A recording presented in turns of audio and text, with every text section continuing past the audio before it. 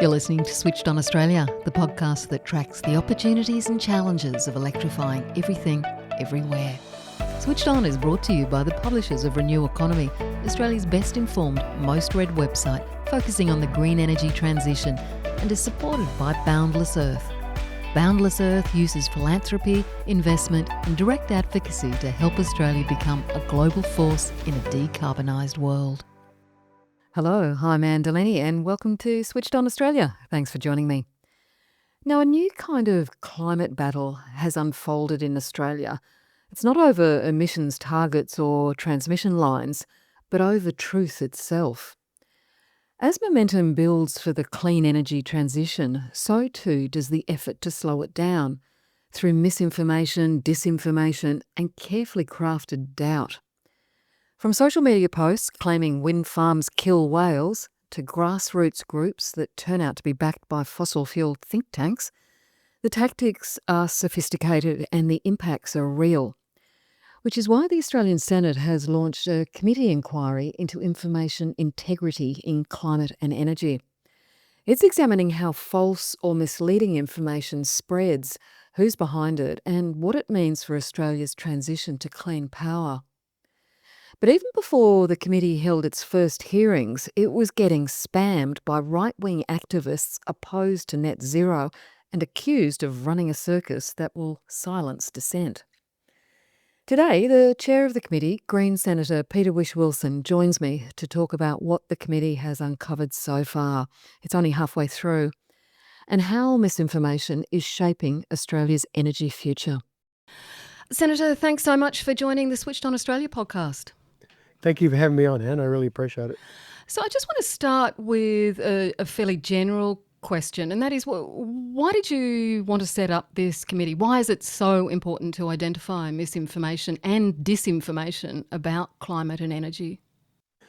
Well, for me personally, I'm coming up to 14 years now in the federal parliament, and I've always known about things like the climate obstruction narratives, and I've known generally about what we might call the climate denial machine and how it works. But I suppose I've had a very up close and personal view into the fishbowl in the Senate for years now at how effective these organised campaigns have been to, I suppose, undermine policy and climate action at a federal political level. But I hadn't necessarily joined the dots. Like it's and this as I was kind of looking at this over the years, a few things triggered my interest in setting up this inquiry.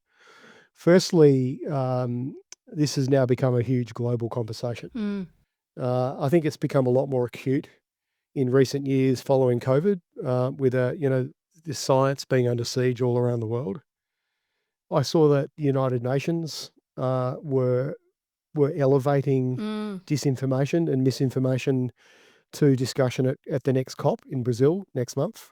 And no doubt that will flow over into the COP potentially in Australia the following year. And it has been discussed by the IPCC and, of course, many other bodies. But the United Nations has taken it to a level where they're trying to get governments to sign on to a climate integrity information initiative. And to be honest, we pinched that name for the Senate inquiry. We're looking at information integrity on climate change and energy. Yeah. So I saw that globally. World Economic Forum 2 years in a row now, in their global risks report, had framed up disinformation as being the biggest short-term threat to humanity.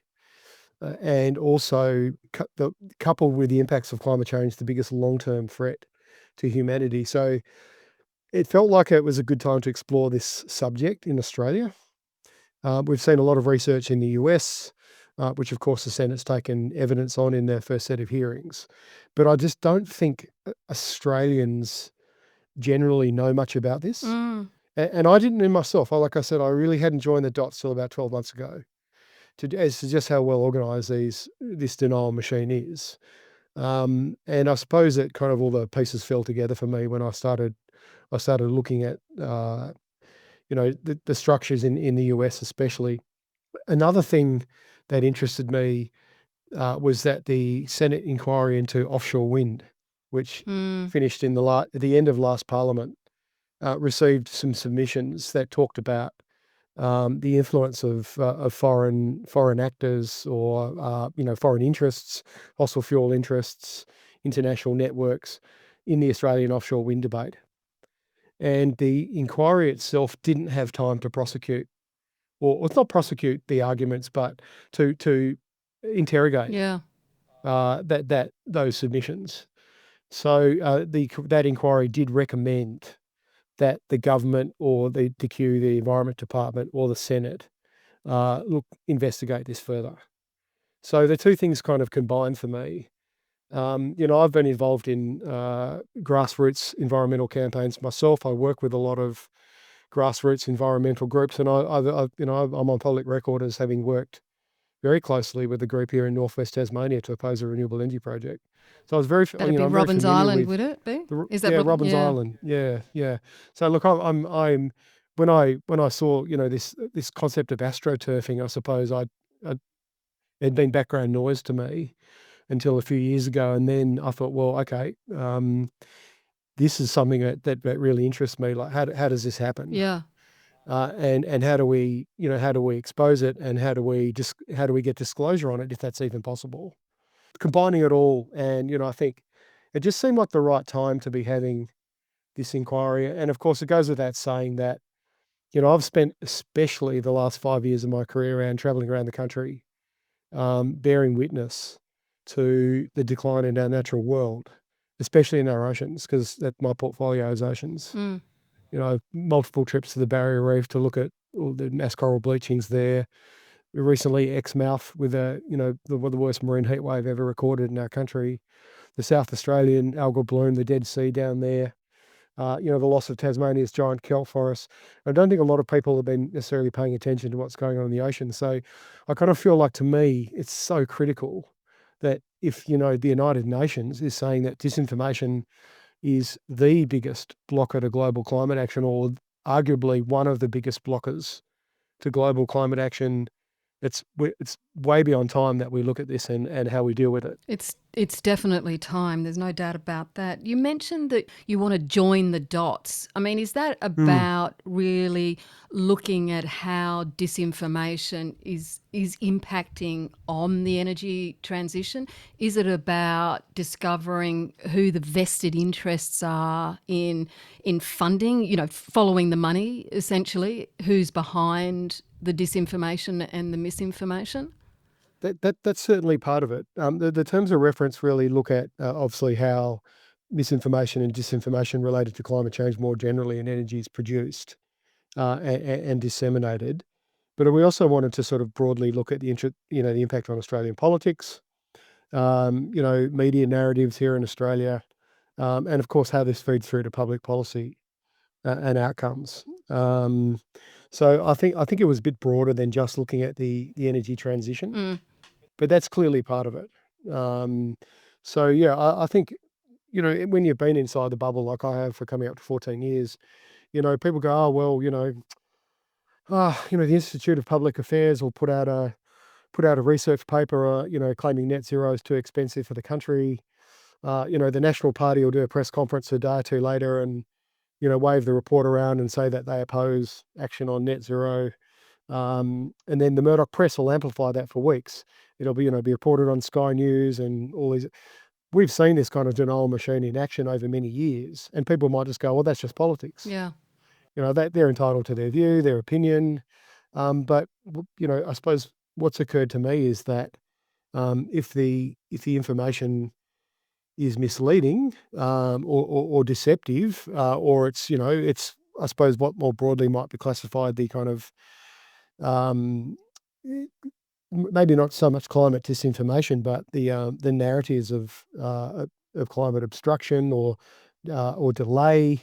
These are things that I think we need to talk about, because if we only achieve one thing out of this inquiry, and that is that people better understand that the stuff they're reading is actually, a lot of experts are saying this is a form of climate denial Yeah. and a form of disinformation, whether it's cherry picking, a whole bunch of different kind of climate delay narratives that the Senate's been looking at.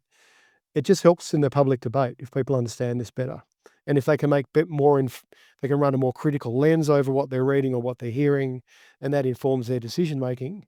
Well, that's an important outcome in itself. Of course, I'd like it to go further than that, but that in itself is just raising education and awareness on what climate disinformation is, where it comes from, what agendas might be promoting it, and what we can do about combating it or trying to neutralise it. You've mentioned some of those, let's face it, deep-pocketed think tanks like, Institute of Public Affairs, Centre for Independent Studies, which are producing some of this misinformation, disinformation, which gets picked up by the Murdoch media. Some of the other submissions, which I have read some of them, really interesting. It's also identified, in addition to those fossil fuel funded think tanks, there's also, they've identified the astroturfing, which you've mentioned, which are big campaigns. There's the AI driven social media manipulation. What struck you so far from the hearings, from the submissions, as the most concerning trends? Or is it the combo that is the main issue? Look, I think it is. It's the combination that's the main issue. It's obviously it's got a lot of layers to it, and I think it's been around for a long time, and I think it's been very effective, not just in Australia but internationally.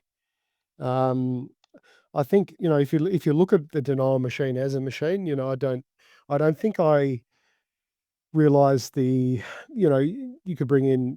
We've had some really good submissions on the use of PR companies by fossil fuel interests in the US, and Professor Downey from ANU talked to us about that they in the US alone, their study had shown $3.4 billion over the last decade had gone into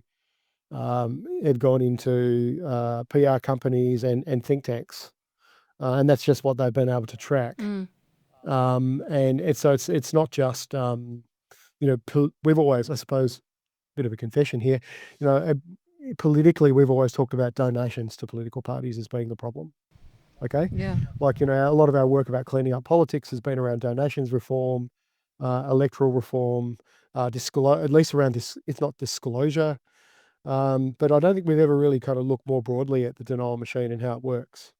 Yes, lobbyists in Parliament are a problem. The revolving door of politicians into the fossil fuel industry is a problem. Donations to political parties is a problem, but there's a lot more than that when you look at the machine. And I didn't realise, the extent that, for example, consultants have been brought into this, and we've received some really interesting evidence there. When, the PR companies would be one of the pistons in the machine, and consultants would be another piston. The Murdoch press are most definitely one of the main pistons in the machine. We've got think tanks, which we don't know a huge amount about. Certainly some of them, like the IPA, have been around for a long time, and, most Australians would be familiar with them, and I don't think there's any secret about their agenda. But there's the astroturfing is a really interesting one. Like the use, Give me some examples of what you've heard, or what some of the submissions are saying about astroturfing, which, essentially is, the funding of so-called, or the setting up of so-called grassroots organisations to look like there is community opposition to some of the renewable projects, for instance. Yeah, look, we have we've received a number of submissions that have given specific examples, and the Senate's going through the process of giving those organisations a chance to respond to that information. And so, I think more broadly around kind of astroturfing groups, I think it's the problems that is deception. If people are seeing a group that they're being advertised to on Facebook by a group, or they're seeing it on TV, on YouTube, and they think it's a genuine kind of community group, then and they don't realise that group's been set up to look like a community group, but actually it's being funded by vested interests, then I think that it just ends up distorting the debate. And I think there's been some unfair, in my opinion, there's been some unfair I suppose, projection by some groups around environment groups doing the same thing. Groups being funded by international environment groups. But I don't think there's anything. No one's trying to hide anything in that regard. And I think environment groups, be they Greenpeace or elsewhere, I don't think you're going to get a Walkley Award for reporting that they're trying to rapidly transition to renewables as quickly as possible and stop fossil fuel projects from being approved. I think this is all out, and there's no deceit there. But if you're setting up organisations to look like you're a community group when you're really representing commercial interests or political or other ideological interests, then I think that's something that needs to be called out. We need to better understand how that happens. In fact, it's just recently emerged that one of the submissions that you received from an anti-renewables charity, Rainforest Reserves Australia, its submission has actually named, The Guardian reported on this, that it's named non-existent government authorities and a non-existent wind farm that it's opposing, and it cites scientific articles that actually don't exist. And in fact, that submission may even have been written by AI. So it's almost like an encapsulation of some of the issues that the committee Well, is trying to look at. Well, in a strange kind of way, it becomes a case study in itself, Yes. because one of the terms of reference is the role of social media, also using bots and trolls, but generative artificial intelligence in facilitating the spread of misinformation and disinformation. And in this case, the Guardian's reported, having spoken to Rainforest Alliance, that this was done using their submission was done using AI. And what I think's really interesting about this is, we've got a real concern about the AI, especially into the future with disinformation. In fact, I think one of our overseas witnesses called AI infinite disinformation. What's interesting about this is the Senate itself as a parliamentary institution. We've got a lot of resources, obviously, but this is going to be an issue for us too, because when we look at submissions, it's very hard for us. We don't have the resources to check everybody's footnotes and their links Yes. to quoting reports, Absolutely. and often we're, just generically speaking here, when the Senate pulls together reports and submits them based on our inquiry, we like to give a broad spread of an overview of the evidence we received, and if we don't have the resources to check every single submission and every single footnote in a submission to check if it's accurate or not, we may end up spreading disinformation ourselves. So I think this is something that, and if it only takes a couple of minutes to generate unique submissions using AI, how does the Senate differentiate between what's a form submission, like where it's clearly a chain email has triggered it on behalf of an interest, and then we all accept them as unique submissions when clearly they're all coming from the same group. But these are the things that we've got to grapple with technology. But it's a real big problem for climate information when this kind of stuff can be produced so rapidly and in such massive amounts.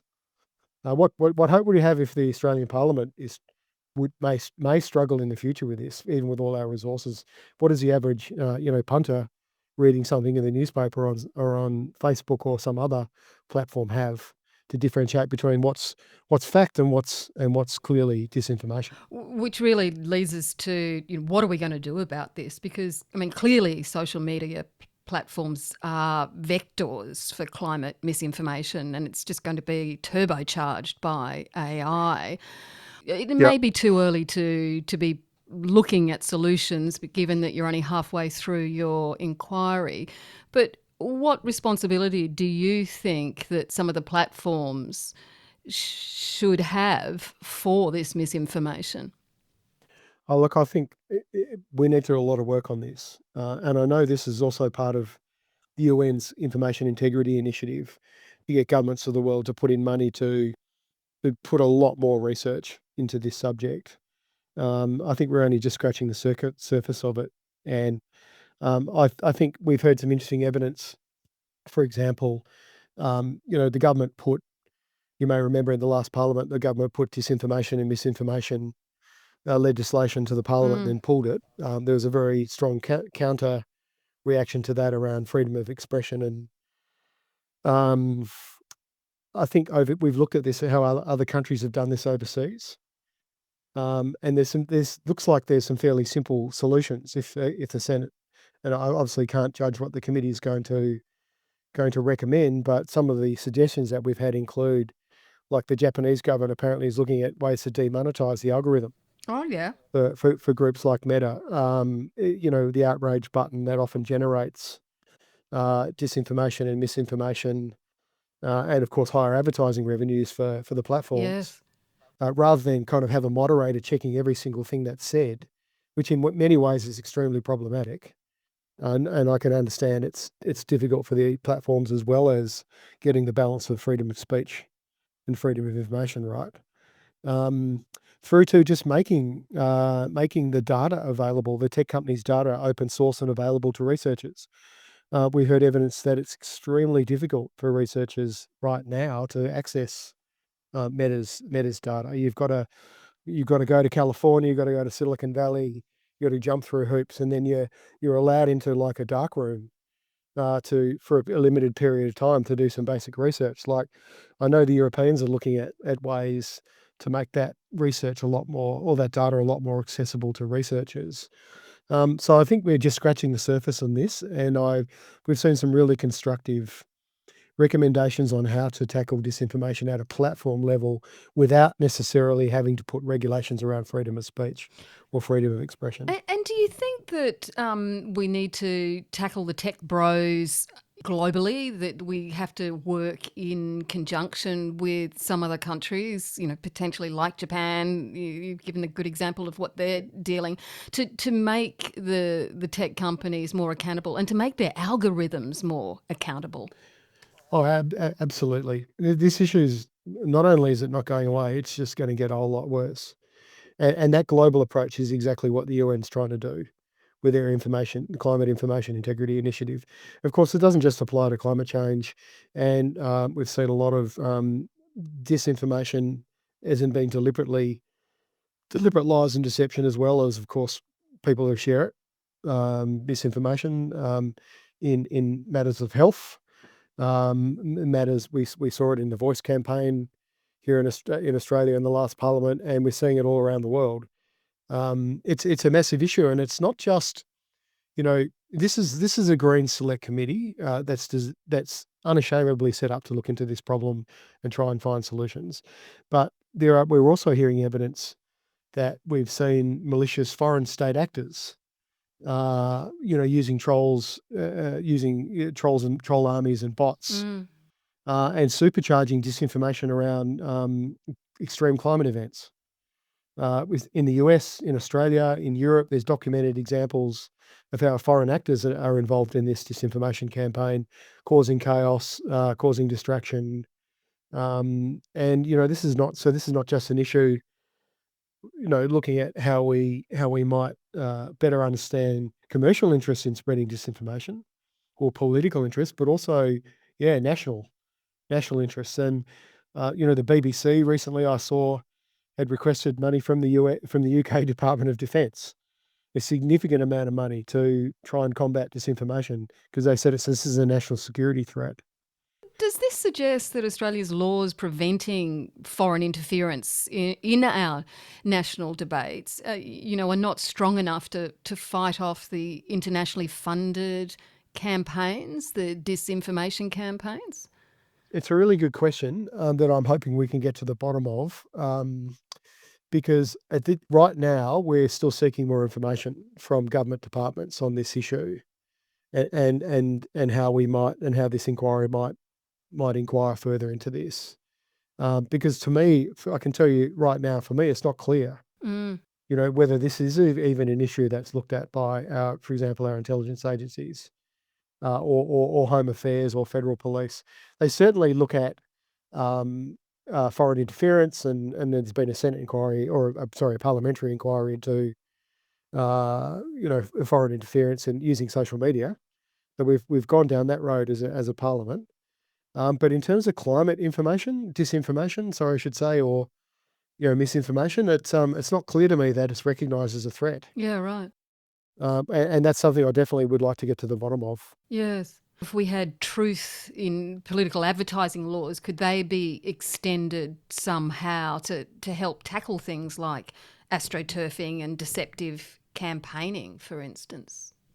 Yeah, and these are exactly some of the recommendations we've received across a number of submissions.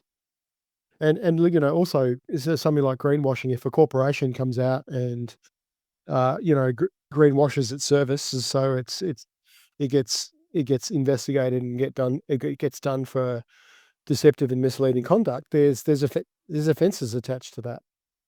It's an offence. It's an offence. But We have if you laws on deliberate, that at the moment, though, don't we? I mean, we that do. breaches consumer law, and the what was it, Parents for Climate Action? They recently took that case against Energy Australia for Yeah, what it was. I mean, it was basically greenwashing, and yeah. that they were successful. It was settled out of court, but they were successful. They were headed to court on misleading and deceptive conduct. So we've got laws on that, but will they extend to the astroturfing and And this is exactly the issue I hope we can grapple with as a committee, and we get the right information. We're certainly getting a number of recommendations through yeah.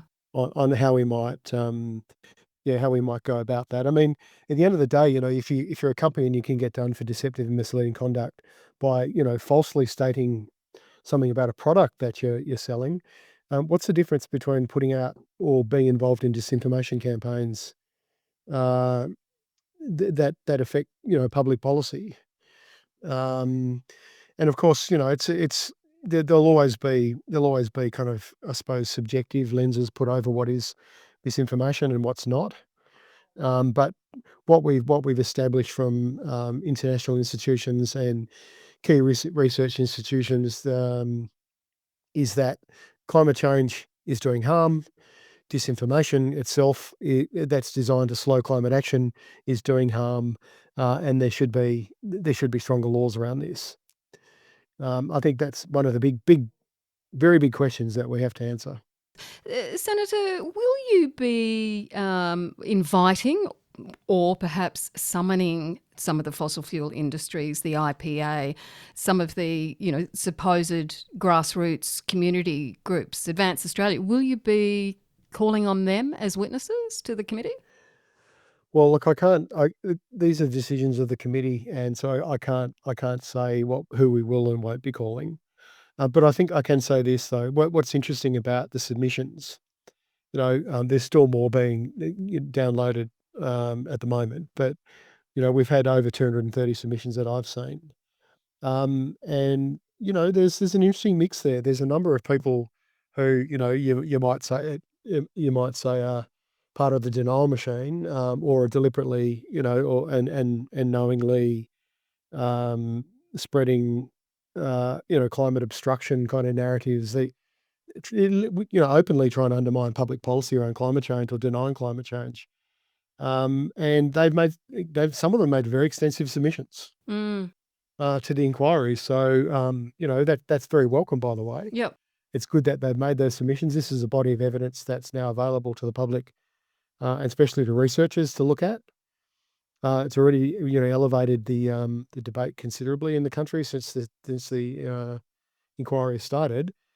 So look, anyone who's made a submission, generally we can still call people that haven't made submissions or people would like to speak of. But I hope, and that in the months to come, we get a good representation of the people who've made submissions to the inquiry. It'll be very interesting if they do get called. Can I just Hmm. drill down just a little bit more on one of the issues you raised? And it's a specific example of where misinformation has directly affected policy and actually delayed renewable energy projects. And that was the issue of the offshore wind. Now, one submission I read from Capital Climate Forum, it detailed how these organised disinformation campaigns have really undermined community confidence in offshore wind projects in a number of Mm. areas, the Hunter, Illawarra, Southern Ocean regions. What impact have you seen that has had? It's a real Yeah. world impact of Well, disinformation. I think a really high profile example is that the the the disinformation or misinformation that offshore wind turbines have been killing whales. It's interesting. Well before this inquiry, I got contacted by, because I used to be on the board of a marine conservation group before I went into Parliament. Of course, I spent years campaigning on ocean issues, and I got contacted by groups that were really concerned about offshore wind because they kill whales. And I said, well, where did you get this from?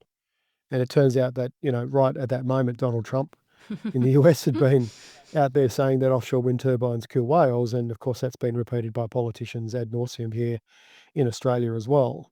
And very quickly, I was like, I better, as a senator and as an environmentalist, I better know more about this. And of course, there was no evidence. So I did my own research, and of course, others much more qualified than me have looked into this. And this is what I've learned about how it works. And I think from my own experience, and I certainly give a number of the submitters to this inquiry the benefit of the doubt, that a lot of these groups do start organically. They do have some genuine concerns. It could be just around the the visual amenity of having wind turbines off their coast, through to their fishing, their fishing families.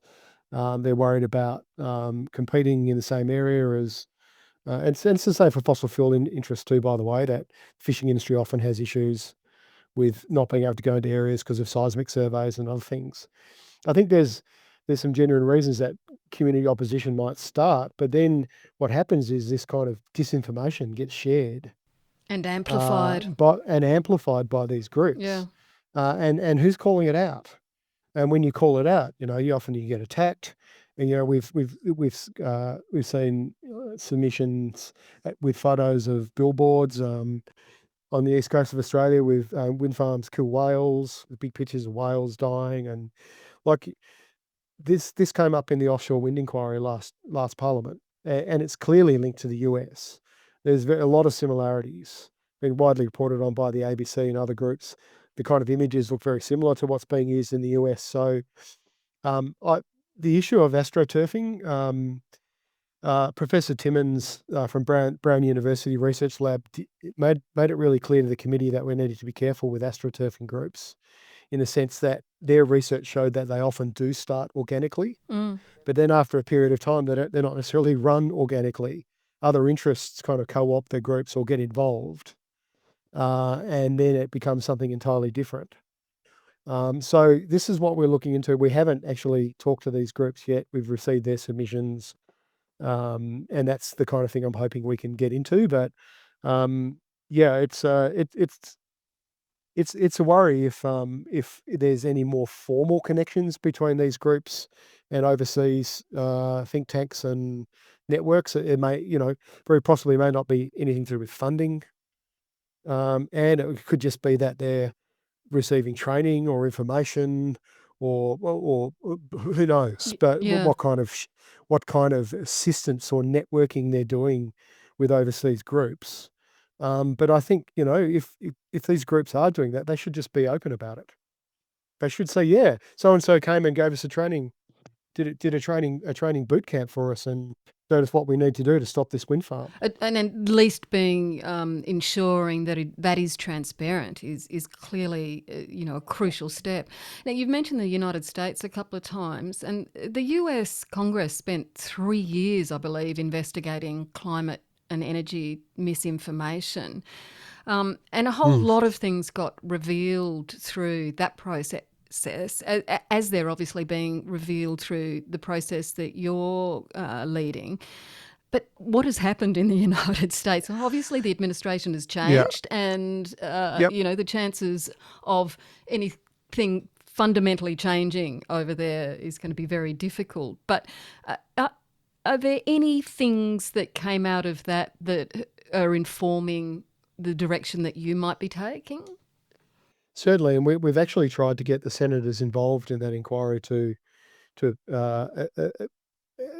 we're certainly keen to talk to them. Obviously, it's quite difficult with the time zone and what's going on in the US, but there's definitely lessons for us to learn there.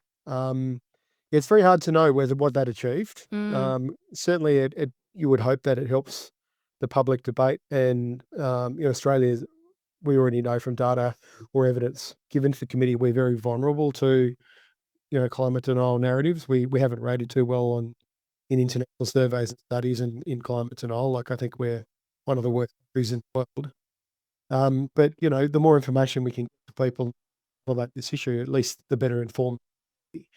And we've seen the US Supreme Court overturn Trump's attempts to stop offshore wind farms in the US. I'm no expert in this field, but maybe that kind of information pulled together by the US Joint House Committee helped in terms of the court's decisions. You just never know. But politics, like nature, abhors a vacuum. Mm. You don't want to leave these things in a vacuum for too long. You've got to try and provide alternative information and give people the facts. Just a final question, Senator. How Mm. hopeful are you that your inquiry on misinformation and disinformation isn't just going to be revelatory, that it isn't just going to reveal information, that it's actually going to change things, that it could have a real impact on what is really a scourge that is only going to get bigger? Well, I think it's provided an avenue for people to obviously contact the Senate and whichever side you sit on. It's elevated the discussion. I don't think this is something that just about every journalist out, no matter or in yourself, no doubt, and you're very familiar with, how corrosive disinformation is. But people generally don't know. I think these are very professional, these campaigns. I've identified it as a senator, but I think your average person out there doesn't fully understand that. I think I'm hoping this inquiry is to start us organising ourselves to work out how we can deal with this, and a really good, solid set of recommendations that had the government support. Who knows what the LNP will support or won't support, but a good set of solid recommendations that we can act on. It could be some of the things we've received around renewable energy is the need to have local renewable energy hubs to give people information really quickly, to have resources online for pre-bunking as well as debunking rampant disinformation, but pre-bunking it. So when we have natural disasters, like we saw with the Black Summer bushfires, that we can get out early. We've got to get on the front foot with this stuff and give people the right information. And I think there's easy ways to do that. In terms of taking on the tech platform, or having truth in media, like these are obviously big issues, but we can't shy away from them, and we've got to start the conversation. There are things we can do. We should be putting a lot more money into researching those solutions, and that's actually looping back to the UN. That's what the UN wants to do. They're asking countries like Australia to put money into an international fund to work out how we're going to deal with this, and by researching it, coming up with solutions. Well, Senator Peter Whish-Wilson, let's hope we can see some solutions when your committee makes its recommendations, I believe, early next year. Thank you so much for joining the Switched On Australia podcast. Thanks for having me on, Anne. I'll look forward to hopefully updating on how it's all gone in a few months' time. And Senator Peter Whish-Wilson is the chair of the Senate inquiry looking into misinformation and disinformation on climate and energy. The committee will be holding more hearings in the coming months, and there's already a wealth of submissions online that are well worth a read if you want to see just how deep this issue runs. I'm Anne Delaney, and you've been listening to Switched On Australia. I hope you can join me next time to hear about the people, the ideas and technologies powering our clean energy future.